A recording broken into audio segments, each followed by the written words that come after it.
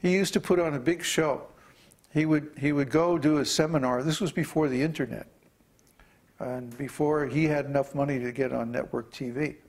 So what he used to do was he used to put on a big show, have a huge riser full of flowers. I mean, he would buy thousands of dollars of flowers just for his show. And they would burn all this incense, and people would come in and they'd be hit with this wall of incense and flowers. And then Maharishi would come out. And of course, he was on a big raised platform, and he had this beautiful golden seat. Probably wasn't really gold. It was probably just, gold paint. But still, it looked very impressive, And he would come out there with his long hair, with streaked with gray, right? And he'd come and he would giggle a lot.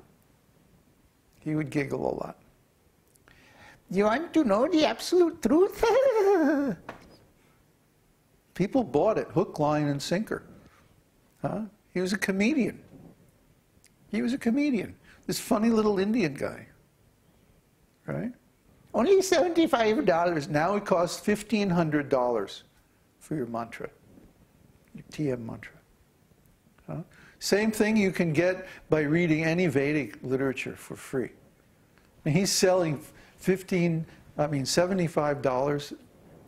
now $1,500. It's an old trick. In India, it's called selling water by the river.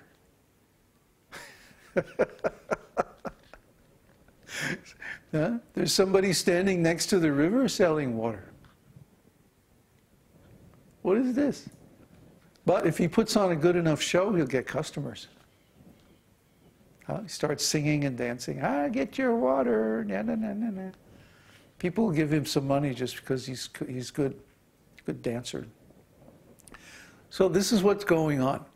People have no idea what real spiritual life is. And so many, many cheaters are coming, cheating them, taking their money, and going away.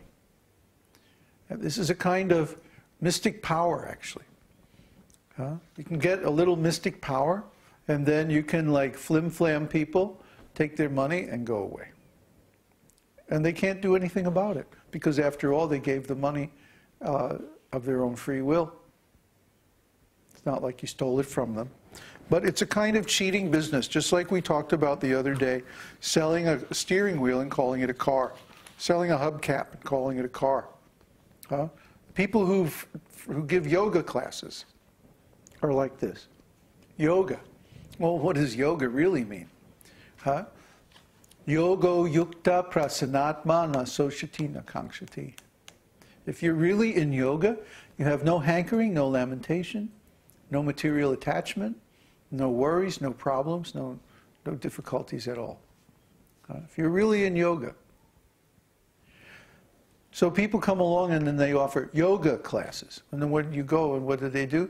Oh, sit this way, stand on your head, bend this way, twist like that, do this, do that, exercise.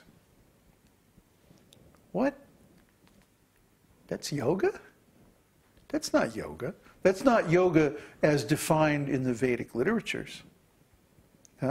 They changed the definition of the word.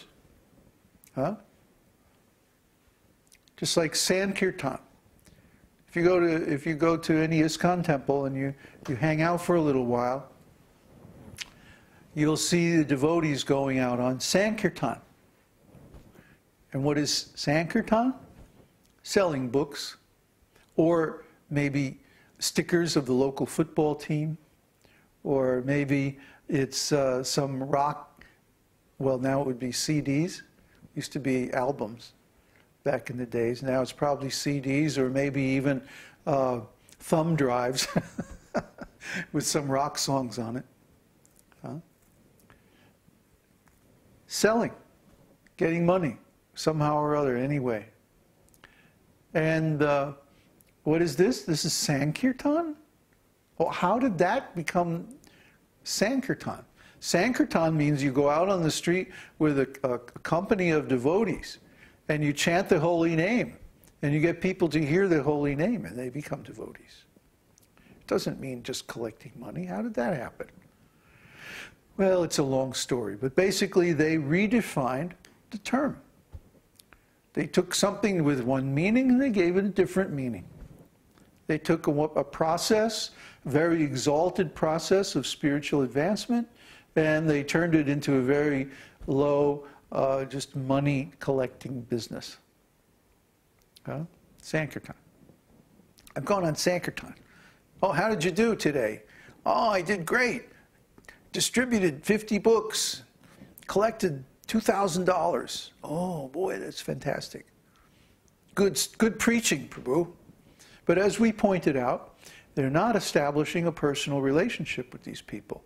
They're just giving them a book, getting some money somehow or other, usually by some tricky method, and the person goes away feeling burned, feeling cheated.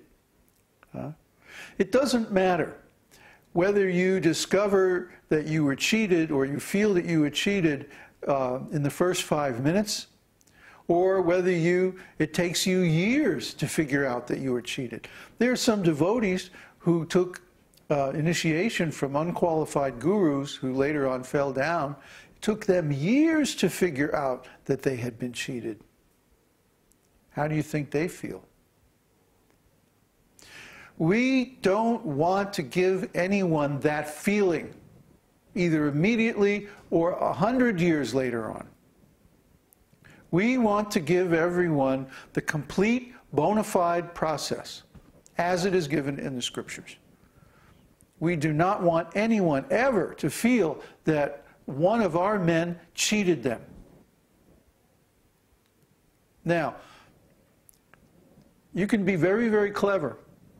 You can be very well spoken. You can even, look the part and the whole thing, Wear the clothes, use all the buzzwords, the whole bit, Put on the whole show. But if what you're giving isn't the real process, guess what? Sooner or later, people are going to figure it out. You know why?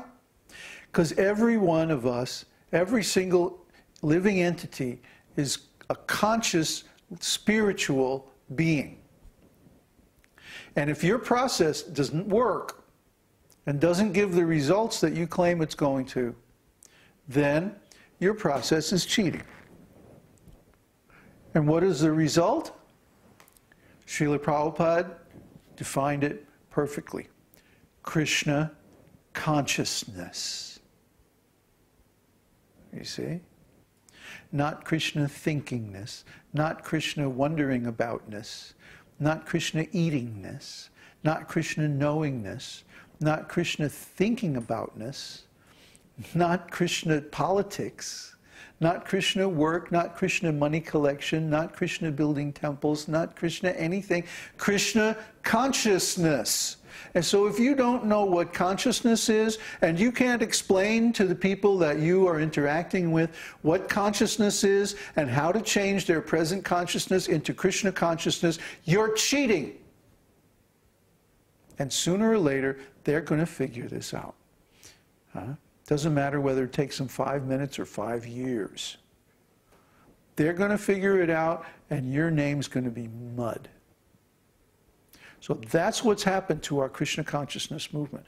We had a bunch of people who did not know what is Krishna consciousness, and they were teaching Krishna consciousness. So guess what happened? They cheated everybody. Because they didn't even know. They couldn't even define what Krishna consciousness was, and they changed the meaning to fit their abilities. Instead of changing their abilities to fit what Krishna consciousness really is. So if any of that is going on among my people, I want that to stop right now. You have to learn what is consciousness and be able to explain it to others and explain the process for changing consciousness so that you can convince them and teach them how to change their consciousness into Krishna consciousness. Otherwise, you're a cheater. You're a cheater. And I won't put up with it for even a second. If I hear anybody preaching and misrepresenting what our school is, I'm going to jump right in their face. Because this is exactly what has ruined Krishna consciousness movement all over the world. This is exactly how it failed, why it failed. That people who didn't have the first idea what consciousness is even, never mind Krishna, people who aren't self-realized themselves were trying to teach others to be self-realized. That's cheating. That's cheating. So the first thing you have to understand, well, what you are engaged in here. What is consciousness? And what is Krishna? And what is Krishna consciousness?